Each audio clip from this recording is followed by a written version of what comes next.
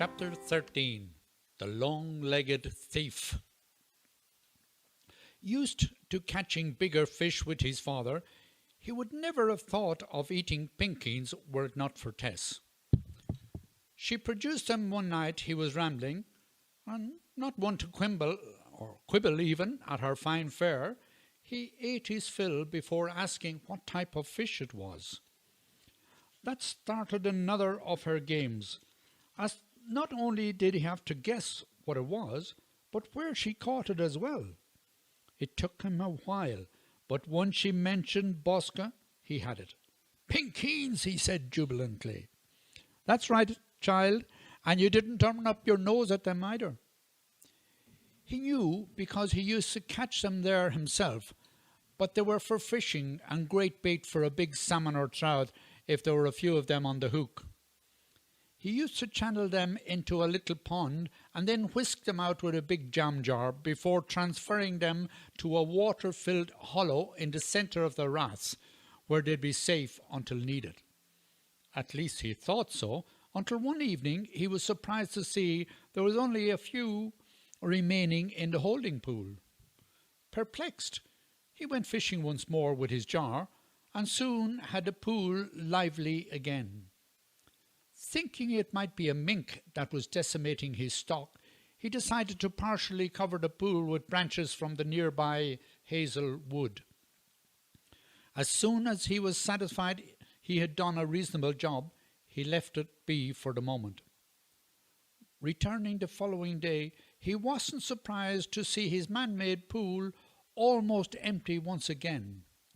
Annoyed now, he repeated the action before withdrawing to the sanctuary of a little copse close by. While loading his catapult for action, he kept a close eye on the sunken raths and his live bait.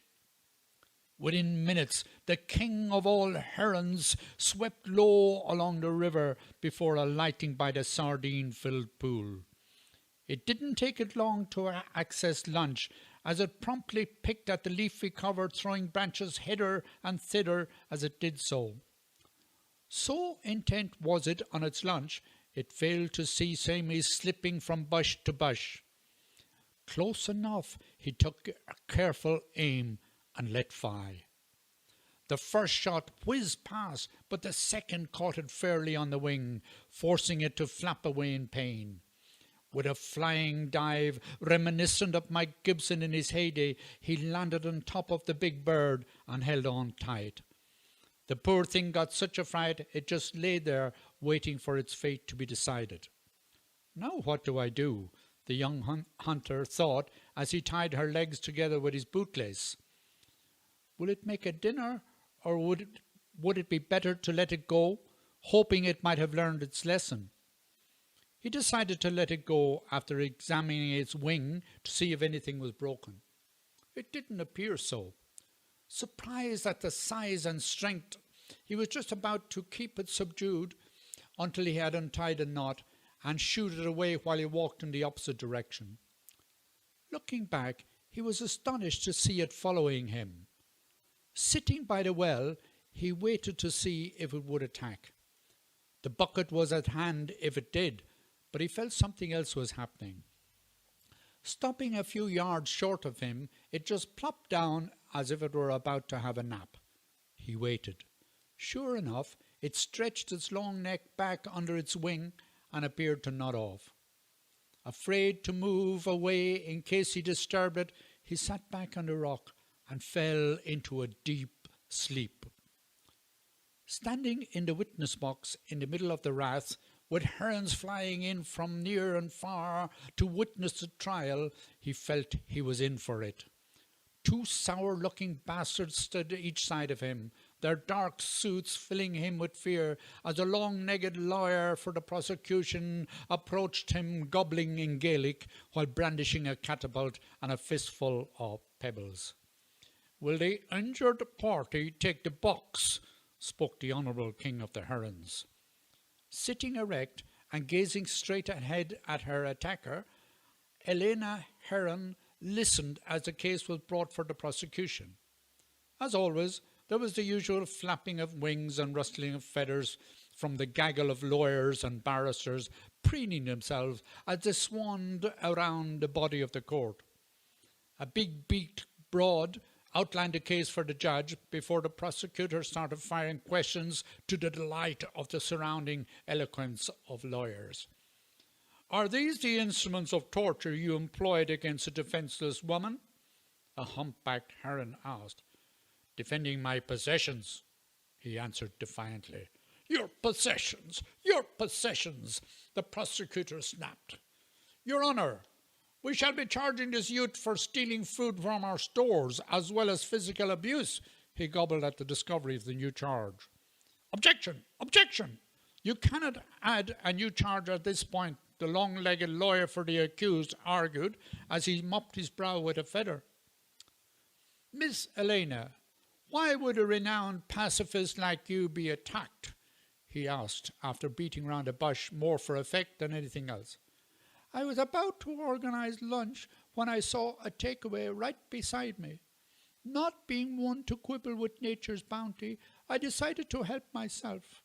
I realize now I was raiding this boy's booty when he nailed me goodo," she replied in all honesty. "Case dismissed," the king spluttered as he brought his gavel down in disgust at such inordinate abuse of his valuable time. With that, he rose into the sky and flew away over the crossroads towards Abbeyshrule bog, closely followed by his entire retinue. Awaking with a start, he was amazed to see the bird wide awake and nestling beside his outstretched feet, as if keeping guard. Edging slowly past, he was surprised when she rose and waddled after him. "I guess we're friends, so," he laughed as he stroked her head.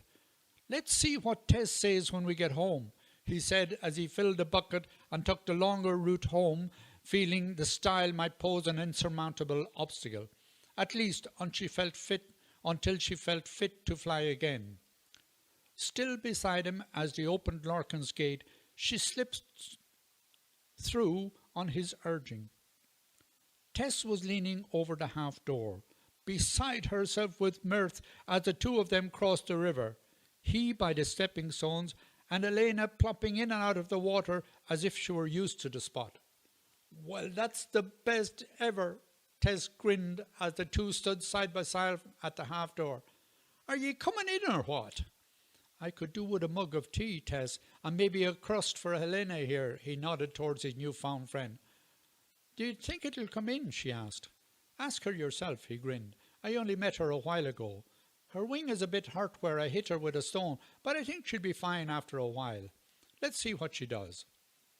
Opening the door, the big bird followed him into the cool interior and plopped down on the turf bag in the corner. "That's it, so. We're stuck with another mouth to feed," he laughed as he hung the kettle over the coals.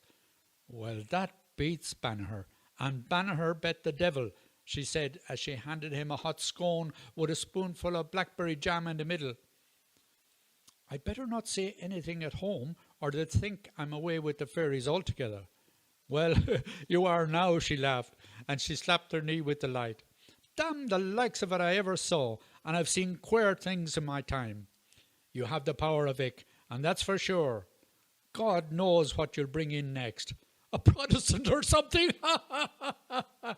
Helpless with laughter, the two of them could be heard in Abbeyshrule, but not even that disturbed Elena, who seemed to be at home with these two oddities in their equally strange habitat.